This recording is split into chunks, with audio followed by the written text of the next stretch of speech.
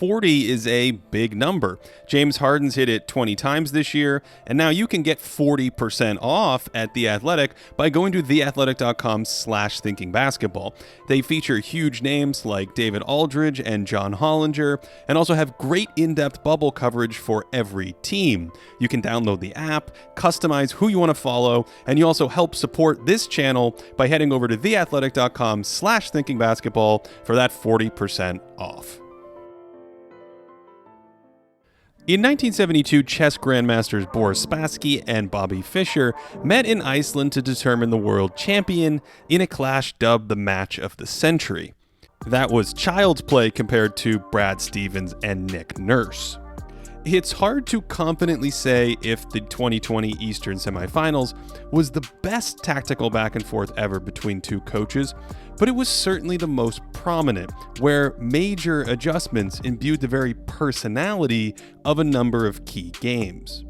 For instance, the Celtics love to run staggered screens for Kemba Walker up top, and early in the series this pet action started to stress Toronto's big men. Serge Ibaka is in a drop here, sagging into the paint, and that gives Kemba a bunch of room to do damage. Nurse tweaked his defense on this, bringing the big out to show and help force the ball out of Kemba's hands. Or he tried to avoid it altogether. Here Kemba is calling for Ibaka's man to screen, but the wrong player screens, so Kemba sends him back to the corner. Then Toronto just pre-switches to avoid Ibaka, but you can run but you can't hide, because a smart veteran like Walker just turns this into an empty side pick and roll with Ibaka, then puts him on skates and it's a layup. So, Nurse thinks that maybe a better idea is to force Kemba away from those screens entirely, and this works here, so again, they just put Toronto's big into pick and roll 40 feet out. Marc Gasol is trying to show here and slow Kemba down momentarily so everyone can recover, and that works out in this case. This whole cat and mouse game peaked at the end of Game 3, when Stevens called for Gasol to be put in that same spread pick and roll, but Toronto uses that pre-switch to put Lowry on Tice.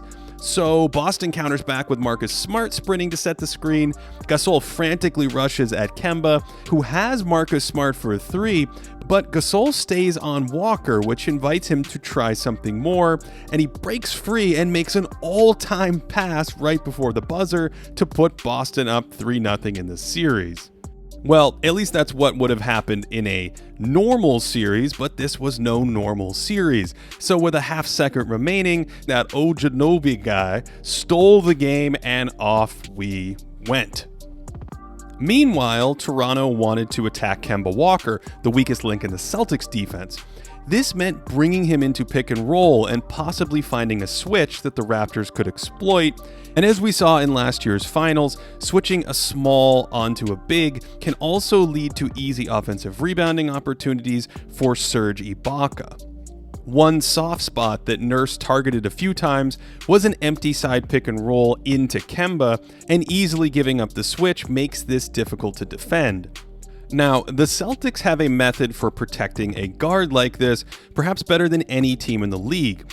Here they go after Walker twice, and after Jason Tatum recovers, Toronto resets into spread pick and roll to get that switch that they want, but the second it happens, Kemba calls for a scram, which avoids a mismatch, but in this case gives Pascal Siakam an open shot.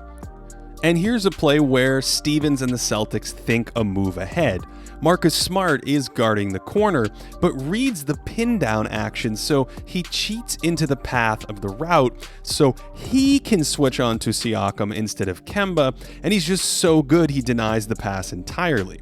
They go back to it, and as the best defensive guard in basketball, this is a low percentage move for Siakam. Much has been made about Pascal's ice-cold scoring numbers in this series, but he's not a good enough isolation scorer to have success on a diet of Smart, Tatum, and Jaylen Brown. You'll notice that Tatum calls for the scram immediately here, so when Siakam receives the pass, he has a new defender. On the other end, Boston had success attacking Toronto's big men with Tatum, just like they did with Walker. He could use his pull-up three when Toronto's big men were in drop coverage, or he could attack them when they were backpedaling in these situations as well. So in Game 6, Nurse decided to trap Tatum in these situations with two defenders, forcing him to give up the ball and making other Celtics beat them in 4-on-3 situations. These traps were a lot more manageable for Boston when a big man set the screen, because the Celtics centers are good passers in these spots and present bigger targets rolling to the hoop. And that leads us to another larger card that Nurse played, the zone. Toronto regularly sprinkled it in during the season, but in this series that evolved from a classic zone to a triangle and 2 at times, and ultimately a hefty dose of box and 1, with 4 defenders zoning up and Fred VanVleet chasing around Kemba Walker. Nurse went in and out of this defense through a classic Game 6, while trapping Tatum on a number of his catches, moves designed to limit Boston's 2 most dangerous pieces on the board. In the fourth quarter, against man defense, Toronto tried to force Kemba away from his staggered screens, and Stevens has a counter to this move with a little flare screen here that's part of their standard package against this defense. The next time down, they let Boston use the staggered screens, and there's that great short roll passing in those spots from Daniel Tice, and it's 3 straight threes for the Celtics. Finally, they put Serge Ibaka back into a pick and roll again. That leads to a scramble situation for the Raptors defense, and Tatum launches and makes it 4 straight threes for Boston, and Nurse had seen enough. So, the man stopped playing centers entirely, moving OG Anunoby to the 5 for the remaining stretch run of the game, so Boston couldn't target any slow-footed big men in their pick and roll action. This move worked pretty darn well. Fatigue was a factor here, but Toronto held Boston to 97 points per 100 over the last 18 minutes of the game. Nurse was so involved in this game that he was actually involved in this game. Watch the play again. Nick straddles the sideline, and that's a coach-induced peripheral vision turnover. He kind of looks like a player out of the corner of Tatum's eye. Poor Stevens had no counter for this next level move, although I think the Bobby Fischer play here would have been to challenge this on grounds of unsportsmanlike conduct. I might have taken the chess analogy too far there.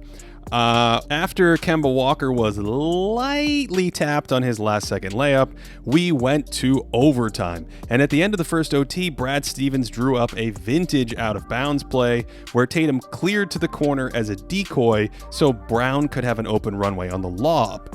Lowry plays it incredibly well, but he's just too small and fouls, and we head to a second overtime. One move Stevens tried constantly down the stretch was to put Fred VanVleet into pick and roll with Tatum to exploit a mismatch on the switch. A key to this wasn't just settling for the switch as we saw with Siakam, but to look for seals or dives to the basket to take advantage of Tatum's height closer to the goal. And so in double OT, after running this a bunch, Toronto tried to scram VanVleet out, but they aren't as practiced, and the master himself, Smart, saw the whole thing and busted the gambit with a lob over the top. Whew, have I mentioned this series was awesome? In the final moments, clinging to a 1-point lead, Kyle Lowry found himself guarded by Kemba, so of course he attacked Walker in isolation and made an incredible shot that helped push the series to 7. In Game 7, after all the pieces were played and all the variations explored, the match came down to Grant Williams. Grant Williams, is that right? The rookie from Tennessee was in the game because Tice fouled out, even though Grant was befuddled when the Raptors ran their hammer play against him back in Game 6. We've talked about this play before, and Nurse ran it with the season on the line. In this case, Tatum is much more aware of the weak side action, but it doesn't matter because Smart and Brown switch it beautifully, and so VanVleet falls back on attacking Grant Williams. Only with Lowry fouled out, it's a bit harder for Fred to take advantage of this. Williams remains disciplined, and the Celtics escape in an all-time chess match between two of the absolute best basketball coaches in the world. Whew. For more detail on the subtle tactical adjustments in this series, check out Half Court Hoops' incredible series recap. He was also a guest on episode 60 of the Thinking Basketball podcast.